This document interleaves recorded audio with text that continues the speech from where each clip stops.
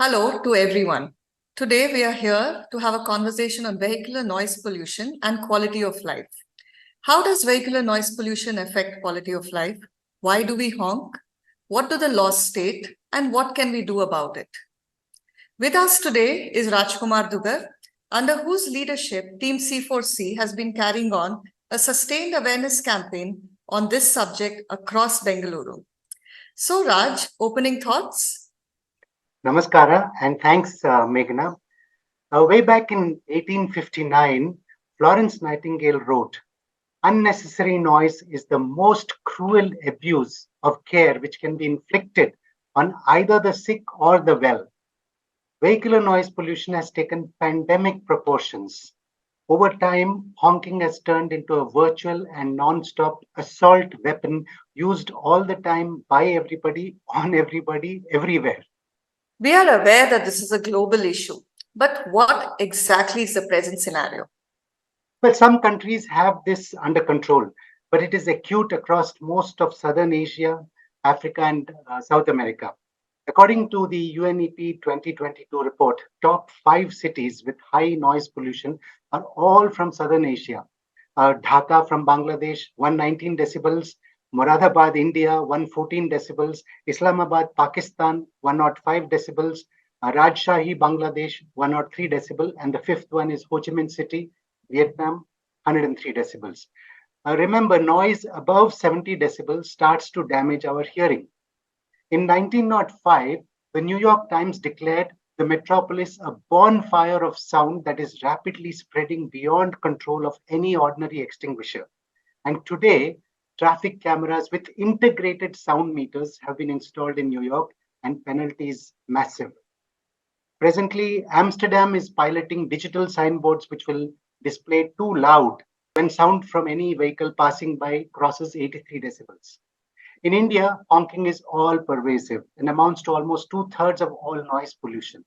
Of course, in few situations, honking is necessary, but unnecessary honking is due to insecurity, inexperience, habit, ego, or frustration. Nobody likes to be honked at, but happily honks at others.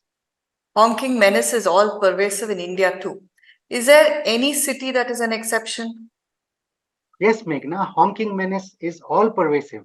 Chennai, Asansol, Moradabad, Jaipur, Delhi, Kolkata, Bengaluru, you name it. On the bright side, Aizawl, the capital of Mizoram, is India's first no honking city. Not so much by enforcement, but voluntarily by the people. They do not flout traffic rules and are the most disciplined Indians on roads, only on account of their civic sense, patience, and mutual respect. If Aizawl can do it, why can't we? Can you elaborate on when it is acceptable for one to use the horn? Well, actually, the vehicle horn has its roots in road safety. Horn is required due to sudden surprises, flouting of traffic rules, animals on roads, using mobile headphones while driving and walking, and also walking on the roads. There are situations for horn usage, including mandatory horn sign, blind turnings, sharp curves, obstruction of view, and to alert other motorists or pedestrians of danger. In all these situations, the sole purpose to use horn is only to avoid any potential accident, to save oneself or someone else, not otherwise. So, what are the prime reasons which has increased the honking usage exponentially? Horn has been turned from a safety weapon to a combat weapon. It is like yelling at someone. Number and density of vehicles and pedestrians, as we all know, have grown exponentially. Today, India's 140 crore population owns 30 crore vehicles. That's one vehicle for every 4 to 5 people. And Bengaluru has the dubious distinction of having almost as many vehicles as number of people. And horns have become louder, harsher, and shriller. Usage pattern of horns has changed. All these have led to massive pollution due to vehicular noise. Actually, using horn is a highly responsible act. It is not a toy to be used as per one's whims and fancies, as seen in expressive honking, habituated honking, indiscriminate honking, opportunistic honking, and contagious honking. So, what can be done to reduce traffic noise pollution according to you? Well, based on our study, C4C is suggesting a four pronged approach, which we call SATE. S for relevant studies for the planning and policy making. A for widespread awareness through partnership with various stakeholders. P for better traffic management by concerned authorities. And E for enforcement of noise pollution abatement measures. So, Raj, what are the ongoing studies on traffic noise pollution? Yeah. For example, Central Pollution Control Board established 10 continuous noise pollution monitoring stations in 7 cities: Mumbai, Delhi, Kolkata, Bengaluru, Chennai, Lucknow, and Hyderabad. Many more such stations are needed for large cities and other places. Noise mapping will also help identify places which need attention on priority. Studies have been and are being carried out on various ill effects of exposure to vehicular noise pollution. Movement of vehicles, vehicle density in particular sections, and various other studies and surveys will help in planning and implementing appropriate solutions. Okay. Can we now talk about the silent zones? Yes, silence zone covers an area of not less than 100 meters around hospitals, educational institutions, and courts. In fact, any area can be designated as silence zone by the competent authority. For example, Bengaluru's Cubbon Park has been notified as a silence zone. So, Raj, what is the legal position related to horns and honking? Well, there are specific laws and rules mainly covered by Motor Vehicles Act 2019 and Noise Pollution Regulation and Control Rules 2000 under the Environment Protection Act 1986. These have specific sections dealing with horns, honking, and penalties. And what exactly do these laws say? Well, in simple language, using loud, shrill, and multi-tone or air horns is illegal. Only certain emergency vehicles are exempted. Using horn repeatedly, excessively, or without sufficient reason are offenses. Using horn at any time in silence zone and in residential areas between 10 p.m. and 6 a.m., that's at night, is also an offense. A first time penalty is rupees 1,000 and 2,000 for subsequent offenses. Some state governments have modified the penalty. So, you said loud, shrill, and multi-tone. How does one check for this? Oh, multi-tone horns can be easily identified by their varying sounds. Coming to loud and shrill horns, we need a decibel meter. By the way, Meghna, every 3 decibel means doubling of sound intensity. It's a logarithmic scale. So 70 decibel sound is 10 times more intense than 60 decibel sound. We can download apps which show approximate decibel level. Presently, maximum decibel level allowed for horns is 112, which is likely to be lowered very soon. What are the consequences of exposure to vehicular noise pollution? Oh, it is slow poison affecting quality of life for all. The range of ill effects of long-term exposure is quite an ear opener. Let me just mention a few consequences. Noise pollution disrupts breeding cycles of birds and animals and hastens species extinction. Humans undergo stress, hypertension, mental health and hearing issues, adverse effect on unborn child in the womb, accidents, negative impact on studies, concentrations, and productivity, sleep disturbance, and road rage.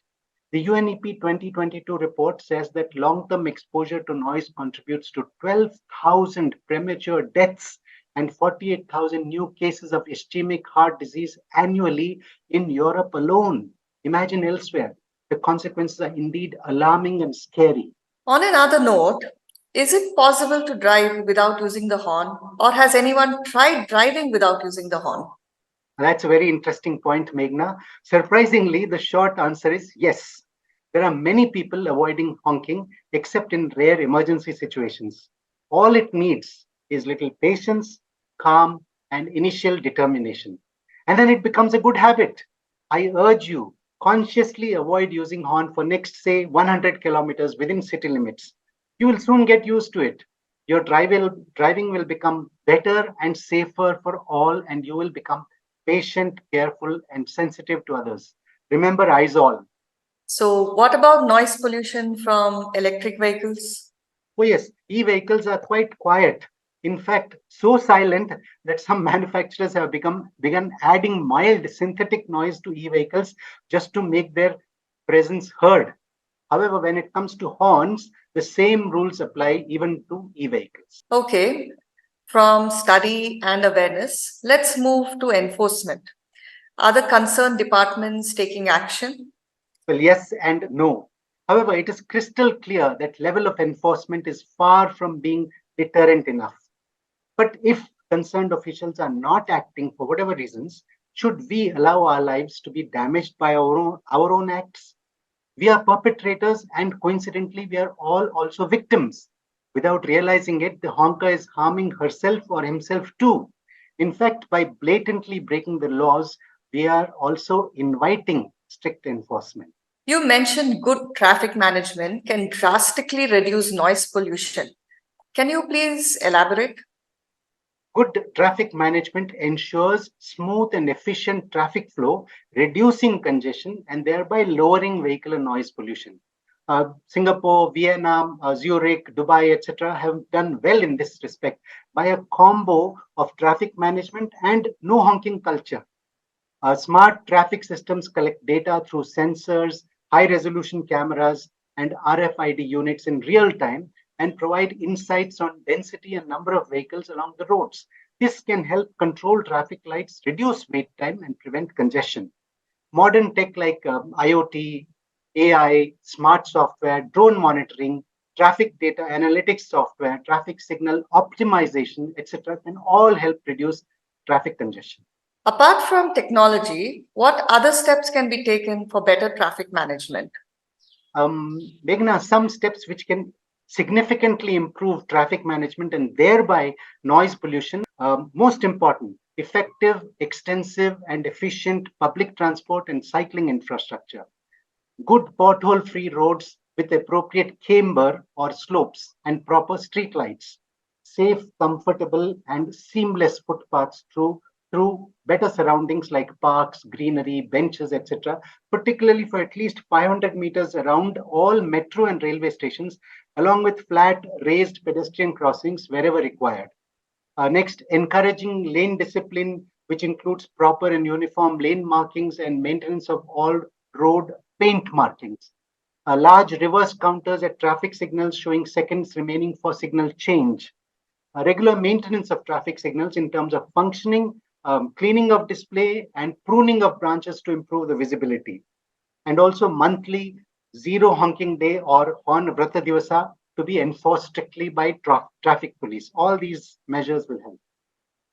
So that's awesome. But any out of the box steps to help this noise pollution? Oh, yes, there are many, many.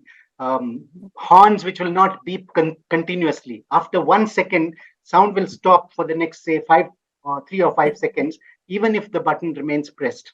Bidirectional horns, so that the same intensity sound is heard by honker as by those in front. And why not? Paid honking system, say 60 seconds of honking free per day with automatic debits for additional usage of horn. Statutory warning displayed on horn buttons. Non-compliant honking is injurious to health. Lower star ratings to non-compliant drivers stating excessive honking as reason. Appropriate sound absorbing trees. Both best sound barriers are species which grow tall and wide, have thick, dense foliage, lots of branches, rough bark, and are evergreen and fast growing. And oh, yes, I must mention this, Meghna. Mumbai police deployed an out of the box honk more, wait more method. If decibel level of honking from any road at signals crossed 85 decibels, the signal would reset, making all vehicles on that road wait more. This sent out a strong message. Now, Indore is planning to implement the same. I'm sure there can be many more such ideas. So, Raj, any other recommendations and suggestions before we proceed to the conclusion?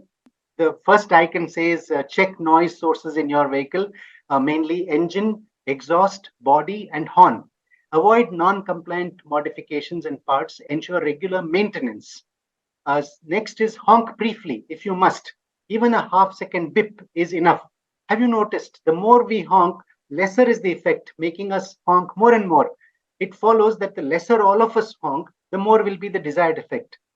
Excess of anything leads to loss in value. Depend on your driving skills. Don't become horn dependent. After sunset, use headlights. Avoid using horn. And the third I can think of is at signals when in front, be extra alert for signal changes. So, all right, to conclude, What should be the role of the concerned officials and other stakeholders? A very important point, Meghna. There are many steps which concerned authorities and other stakeholders can take. No honking boards at all, silence zones, in-house compliance by government and all major institutions, corporates, etc. Sensitizing driving schools, RTO officials, horn and vehicle manufacturers, service centers, mechanics, etc. Rejection of registration renewal for vehicles with non-compliant horns.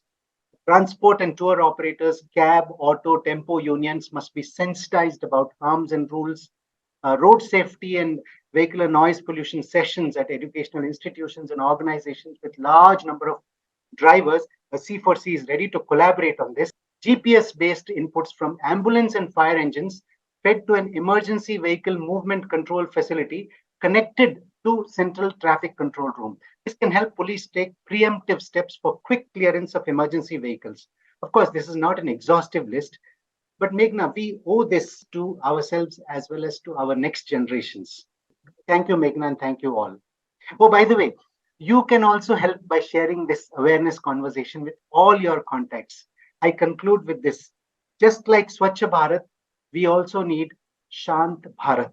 Perhaps it is time to say, horn not okay, please. Definitely not okay. And yes, sharing this conversation will help. Thanks, Raj, for navigating us through the laws, environmental and health effects, and role each one of us can play in reducing vehicular noise pollution. Our mental and physical health, our productivity, our performance, our safety are all intertwined with noise pollution. There is no doubt that the public can be an effective force in promoting a quieter India. It is for us to act and act now. Thank you. Thank you.